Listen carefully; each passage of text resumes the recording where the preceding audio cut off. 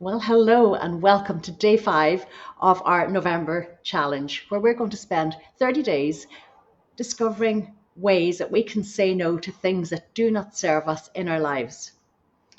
And I'm delighted to be back again today. I know it's a Saturday, but I said I'm going to do this every single day for the month of November. And I hope you're having a lovely Saturday, whatever you are doing.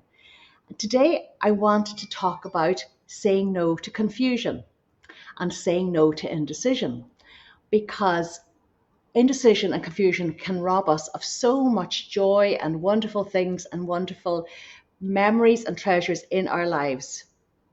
Did you know that it's a fact? A confused brain will always say no. If you're unsure, your natural reaction is to say no, to protect yourself. So I'm going to share with you a couple of things that I do if I'm not sure about something, and or if I have a big decision to make and I need to make the right decision. And a very hello there, somebody's there. How are you? And happy Saturday to you. Few people there. Great. Well, listen, the first thing that I do before any big event, before any big outcome that I need to decide upon, I will journal. I will pick up my journal and I will sit in a quiet corner. And I always pick a corner that in my house that I enjoy being in, a corner that supports me, a corner where I feel peaceful and quiet and at ease. And I will start writing in my journal. This is a brand new journal and I'm loving it. And what I will do is I'll write down my choices and I'll write down the outcomes. And as I write, something happens. Lots of triggers and thoughts and ideas and hopes and decisions will actually come to me as I'm writing. And if you've never done this before, I urge you, please, please, please look into journaling. Kavina's there. Hello, Anne, from a lovely sunny Derry. And hello, Kavina, from a lovely sunny Almaneka. It's gorgeous. I was actually lying out earlier, and I'm going to do the same for the afternoon. But I'm delighted the sun is shining in Derry. So, yes, I will sit quietly and I will journal. I do this for everything in my life. And I attribute an awful lot of the things that I've manifested in my life and the successes that I've had to this simple practice of journaling. And for anybody who is interested in learning how to journal, learning exactly how to journal step by step by step, I will be having a session, a mini masterclass, call it whatever you want, a little training, and I'll be announcing that very, very soon. It'll be an hour and a half to 2 hours, but I will show you exactly how I journal and how you should, how to get the very best from your journaling. Because I know that some people have started, but you're unsure.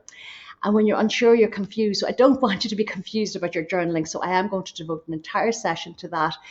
It'll be a paid class, but it'll be well worth doing because this has the potential. And some of the girls here have journaled so successfully. Gavina's one and has manifested amazing things, and she was the biggest skeptic in the world, and now she's become a dearest friend. But this is what I want. Again, this is a gift that I want. I want to show you how to journal and how to journal effectively. There's no point in just writing down random things in a journal. There's a structure and a way to make your journal become your very best friend and your biggest guide and ally. Hi, Noreen. So I'll write down the choices and the outcomes. I'm always gut led. I'm old enough to know that when you trust your gut, if you have the courage to trust your gut, if your gut is telling you to do something, it is the right thing to do. It's a bit like with people. If your gut tells you that somebody is not right for you or a situation is not right for you, listen to your gut. Always, always listen to your gut and never let your head force your gut or your heart. When you make your decisions based on the knowledge that you know that this decision is the right thing to do, your gut is telling you, every fiber in your being is telling you this is the right thing to do, then it is the right thing to do. And then commit 100% to your decision. Give it everything. Because at that point, you know it's the right thing. So then go for it and go for it completely, totally, tenaciously, until you get exactly the result that you want. You need to have patience as well.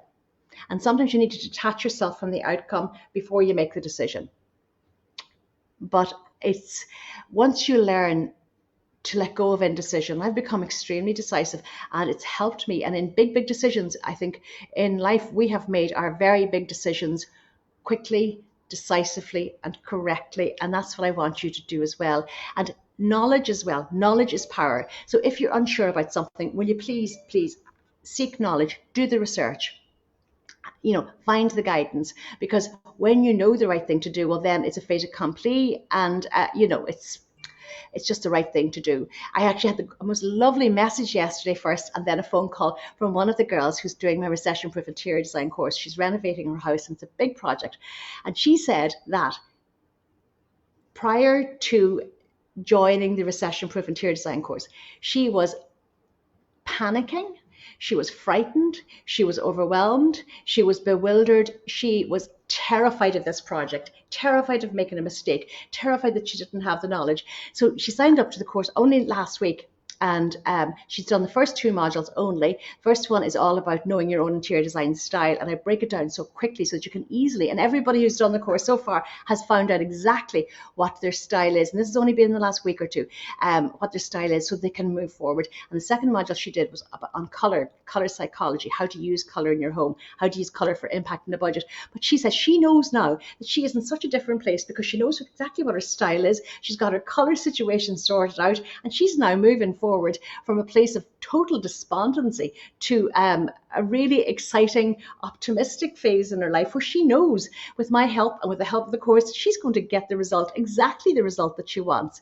But she needed that knowledge. She needed that knowledge, and she needed to know that it was the right decision for her. So if anybody is struggling in any aspect of your home design, or if you have a project coming up, or if you know somebody who is, get them to get in touch with me. The Recession Proof Interior Design course is a seriously affordable course that it's going to change everything. And already the feedback has been amazing. I spoke to another girl 2 days ago who is renovating an old farmhouse, another very ambitious project. And already I can see her relaxing and being relieved as decisions have been made at this very, very early stage. And this course is just in infancy.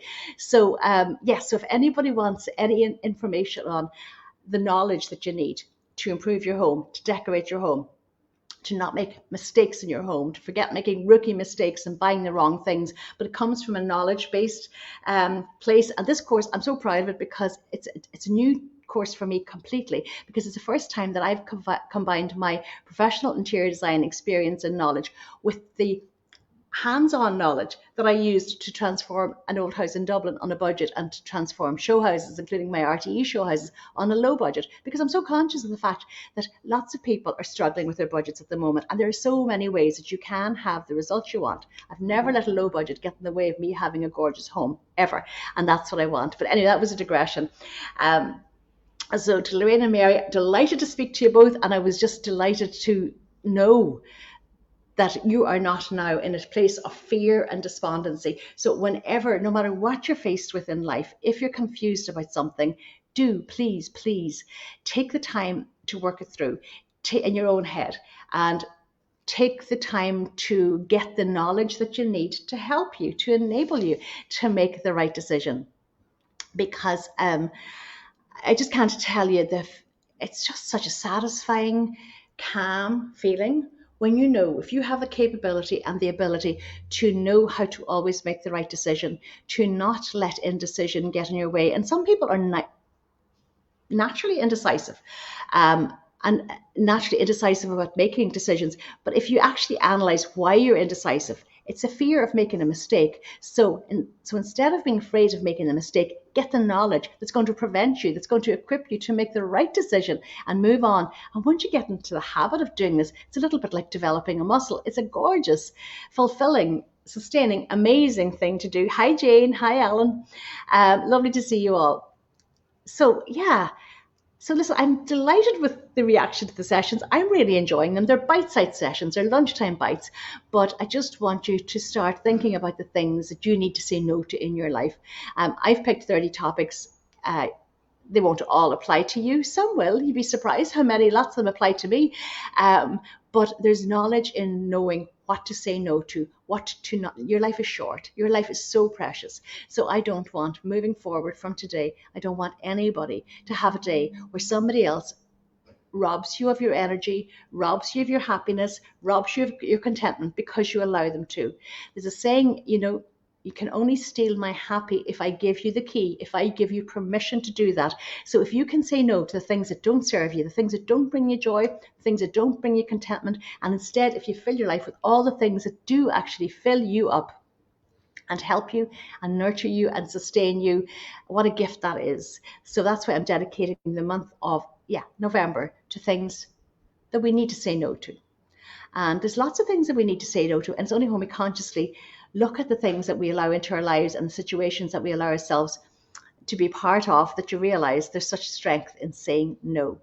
So very short day today. I hope you have a lovely, lovely Saturday wherever you are. Do something gorgeous for yourself. Take a little bit of time out and do think about journaling and contemplate journaling, because honestly, I only wish that I had discovered this years and years and years ago.